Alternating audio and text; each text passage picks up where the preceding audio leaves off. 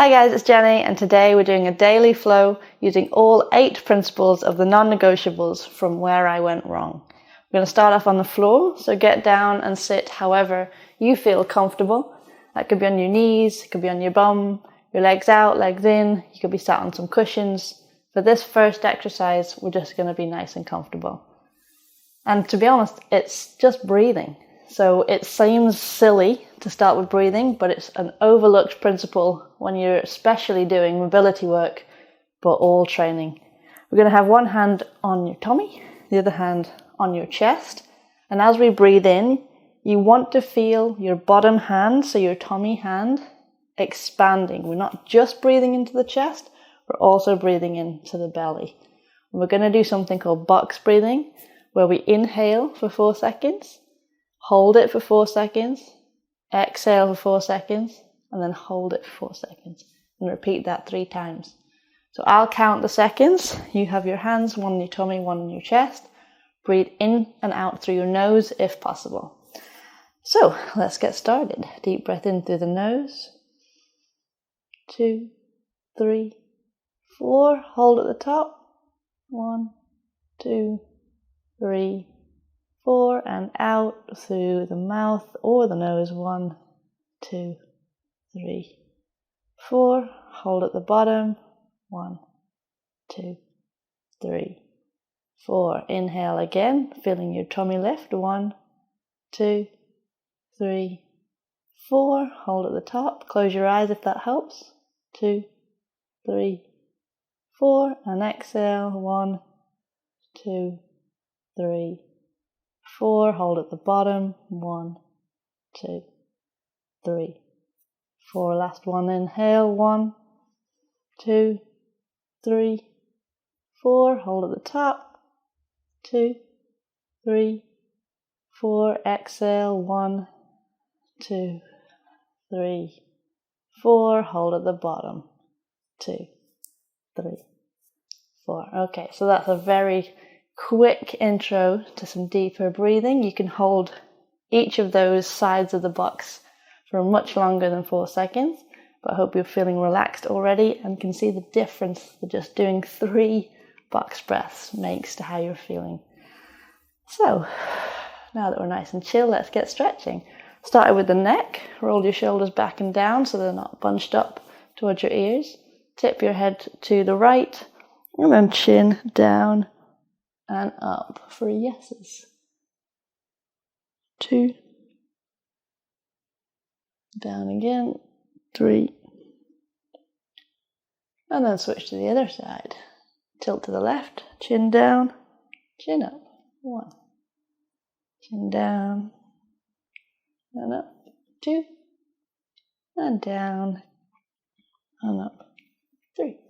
Back to the right, and we're going to go chin to shoulder and then chin to ceiling for nose.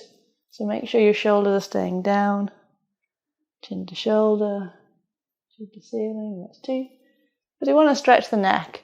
If we start lifting the shoulders, then we're reducing the stretch, which means we have to do more of it, and that's just boring. So try and make them the most efficient that you can. Tip to the left again, chin to shoulder, chin to ceiling, 1, chin to shoulder, chin to ceiling, 2, chin to shoulder, chin to ceiling, 3. Cool. And just do some neck rotations nice and slow.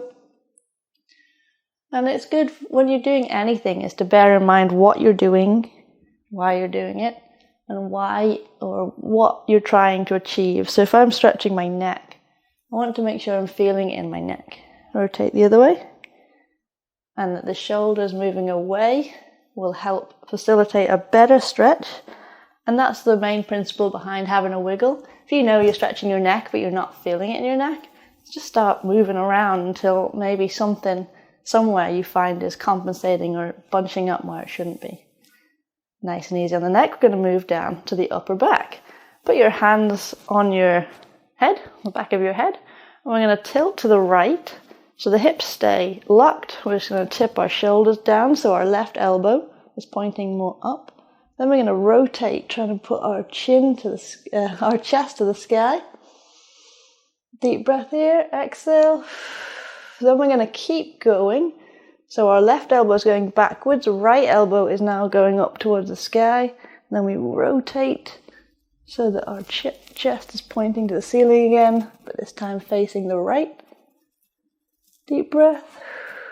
And then keep going so the right elbow goes down, left elbow comes up. And rotate open so the chest is pointing to the sky, left elbow up, right elbow down.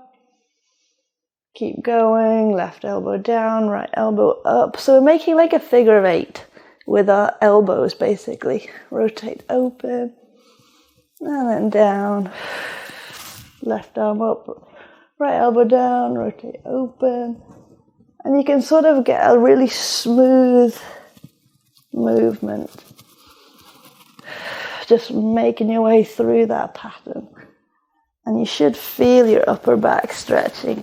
You might arch your lower back as well, which I'm doing at the minute because that's what my back loves to do.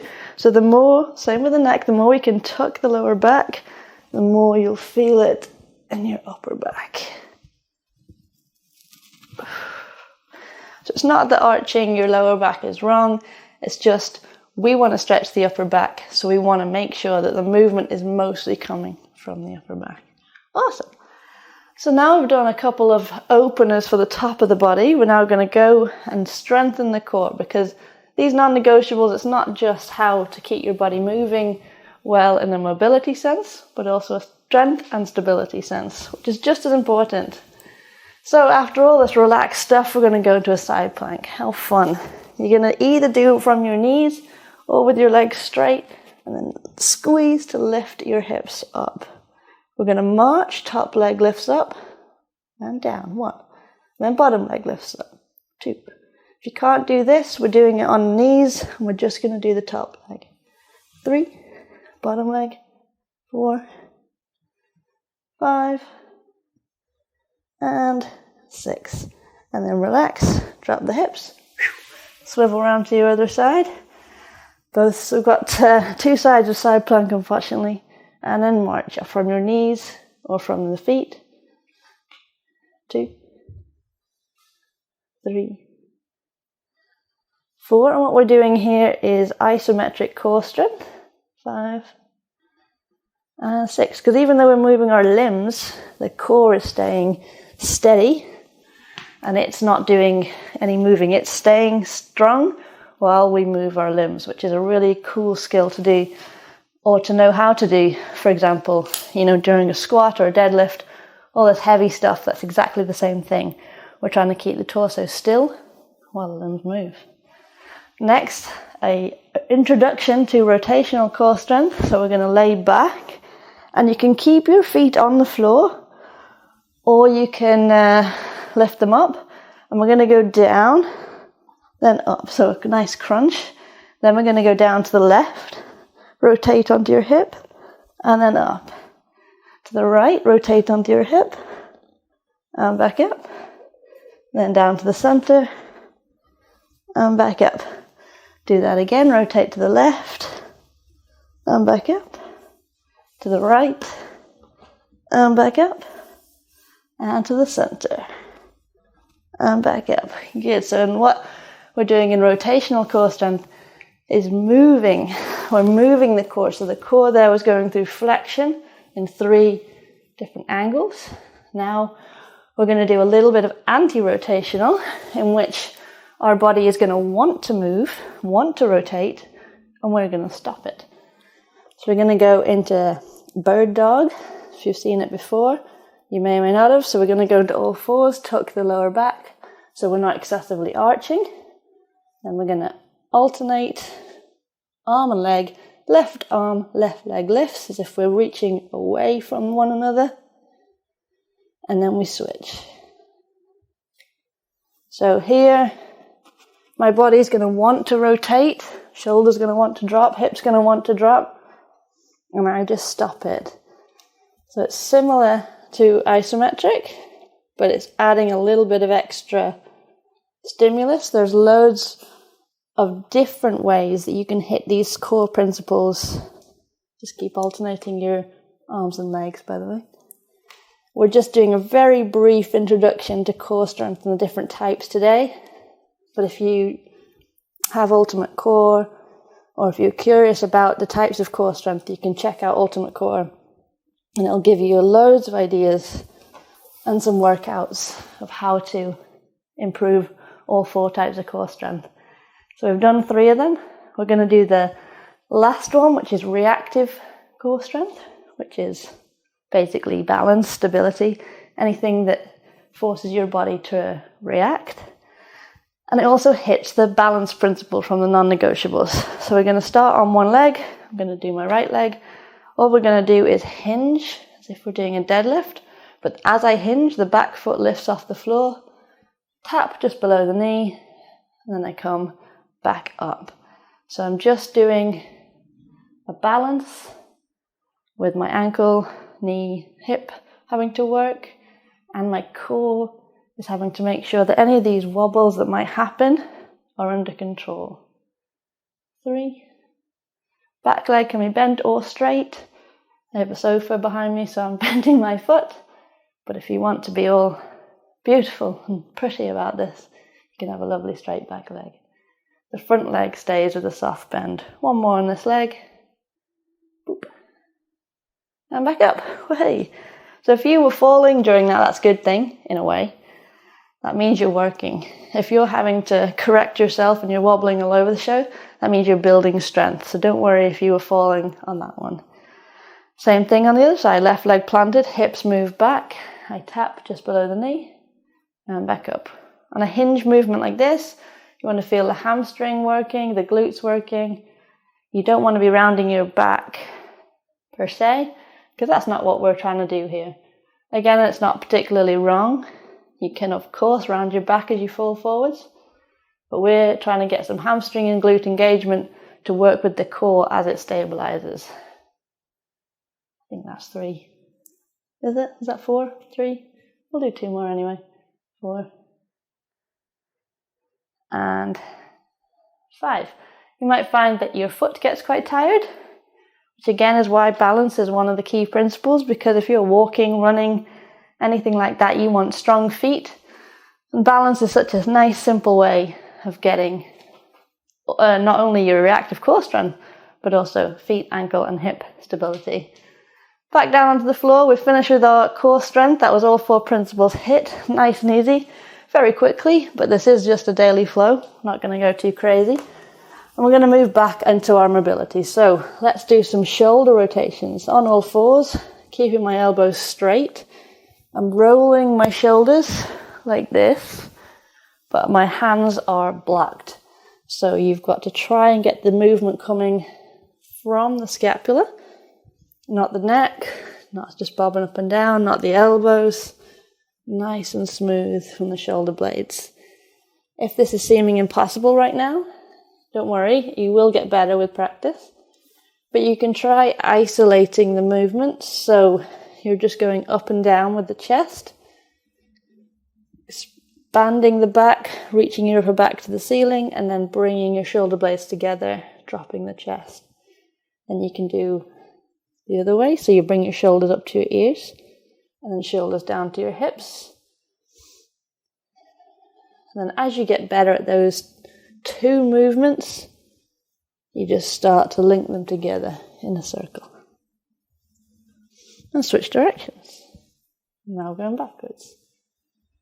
You may find that forwards or backwards is easier for you. You may find that one is completely impossible. But again, it just comes with practice. Your shoulders love to rotate. They just might not have had much chance to rotate. So we're just going to reteach them. While we're on all 4s, we'll do a little bit of the wrists. So this is the look after the little guys principle in non-negotiables. So we're just going to have our hands, fingertips facing forwards and rock forwards and backwards. So we're getting a little bit of wrist extension here. So if you think about when I'm upright like this, my hands like this, that's all we're doing on the floor. And then the one that's often forgotten about is wrist flexion. So my wrists like this. Backs of the hands on the floor, keeping as much weight in your knees as you can, all that you need. And over time, you can start to lean more and more weight into flexed wrists. Because if you fall, you might wonder what's the point of training wrist flexion or even improving wrist flexion. And one answer is just because you can. Why would you not? And we're just going to do fingertips out now, side to side. But another reason is if you fall, or if there's an accident, or something happens that you just don't have time to put your hand down properly and you end up landing on the backs of your hand, you don't want that to be the first time you've ever gone there. A lot of this stuff that we do is preparing. Backs of the hands again, fingertips back. It's preparing your body for anything, preparing it for life.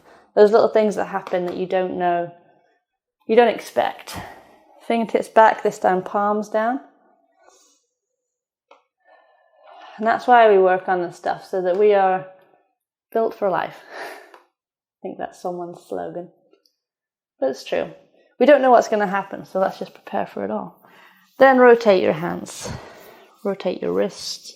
Nice figure of 8 pattern, one way, the other way. We are hitting all the principles today, but we are doing like one exercise per principle. You can take the principles such as wrist care, shoulder rotation, all these things, upper back movement. There's like a million exercises for each one. So if one of these exercises doesn't work for you today, there is also a library full on our YouTube channel or any of our blogs or any of our programs. So feel free to experiment with the principles.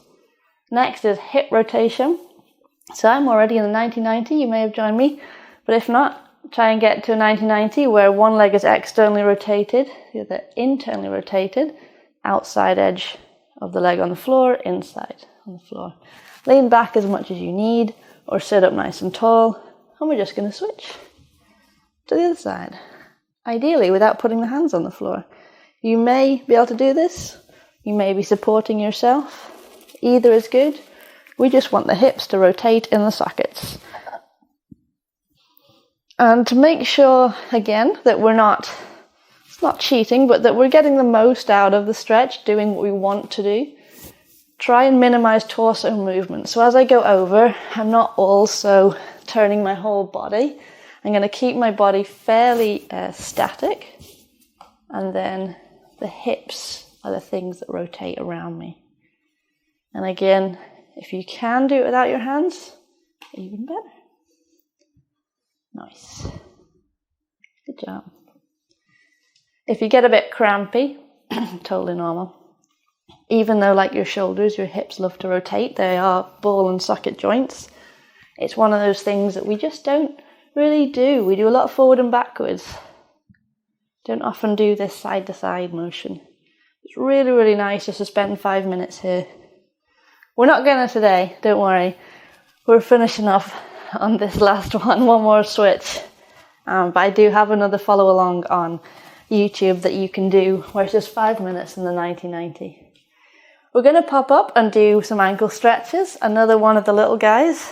So we're going to go into like a half kneeling position. So one knee is kneeling. You can be whatever way you feel the most comfortable here. If you need to go get some cushions or wiggle around a little bit, that's fine.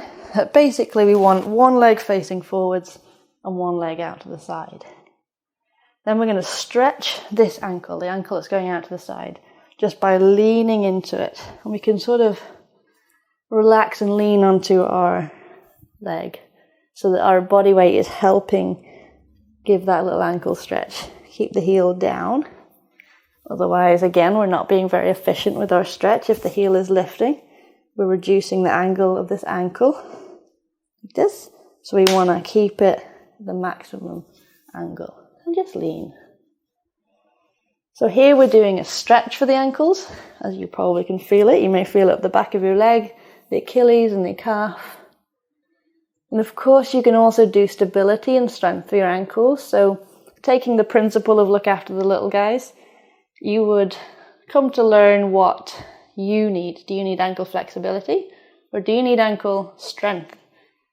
And you can work on both things together. You can work on one more than the other. And again, there's a million ways you can do it. This is just a lovely ankle stretch you can do. And then switch sides. So one leg, the other leg is now forwards. My right leg is now pointing out to the side. I'm going to lean on that leg to get a little bit of a weighted stretch in the ankle. And the reason why this leg is pointing forwards is if I was like this, I'm immediately limited by my hip flexibility. Here it takes a little bit of hips out of the equation. And just relax. So yeah, this is a lovely stretch. You might be finding this super easy. Your knee might almost be at the floor. So it might indicate that you need a bit more ankle strength. Things like calf raises, single leg balance would be awesome for that. But I find that most people would benefit from a good ankle stretch. So keep stretching, keep that heel down. Using your weight. You can have a little wiggle, rotate your knee a little bit, see what happens. Hopefully feeling the stretch in your Achilles and calf. And then we're going to come out of that. And one reason we did that lovely deep stretch is that we're now going into our deep squat. So the final principle is to go into your deepest ranges as often as you can. And you can't get much deeper than a deep squat. If you don't have a deep squat yet, you can grab something to put underneath your heels. You could grab a counterweight to hold. That could be a bottle of water, a backpack, anything. Or give it a go. And then you can pause the video if you need to run off, get some stuff. Or join me right now in a lovely deep squat. So our knees are fully bent, hips are fully bent. I'm using my elbows to push out a little bit just to help. And then I'll let my muscles take over. And we're going to just have a little wiggle around. Moving forwards, moving backwards, lifting up the heel on one side and on the other side. You can put one hand down and a hand up in a twist. Just a little bit of upper back while we're doing our squat. And then other side, twist. Again, if you're not comfortable holding a squat this long, get something to put under your heels. That could be a book, a towel, a cushion, and that'll make it slightly easier. You could also, if you're really, new to squats, if you're a beginner, which is totally fine, you could be doing like a box squat where you have something that you sit on. And this is maybe a little high, but if you have a little stool, stack of books, some yoga blocks, that allows you to get some depth and that you can hold it and relax there. It's really, really beneficial. Rather than being like, oh my God, I can't. Finding a way that you can actually sit down and relax by sitting on something, elevating your heel, it will really, really help. Okay, and relax. Slowly come out of it. Straighten your legs nice and steadily, coming all the way up. And the next deep position we're going to go into is overhead flexion. So lift the arms up overhead. Breathe. So hopefully after we opened up the upper back earlier, your shoulders are nice and high. If your arms are here, that's okay. Just try not to arch your back just to get the arms overhead. Accept where you're at now and that it will come with time.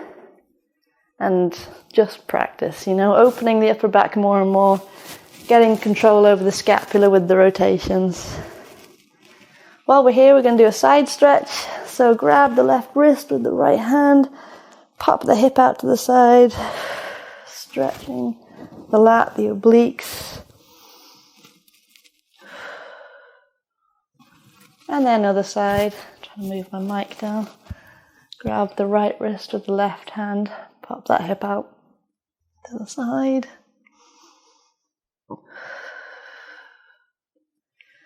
And back up, and then we're just going to give ourselves a little bit of a wiggle, jumping down, rolling the shoulders, moving the hips. You can do a few rotations, a few neck rolls, just to finish. And there we have hit all 8 principles of the non-negotiables. As I said, take the principles, get imaginative. All 8 are in a blog that I will link to in the description. if you don't have where I went wrong, we did extract that into a blog so you can see all the principles and some more ideas of what you can do to hit them every single day.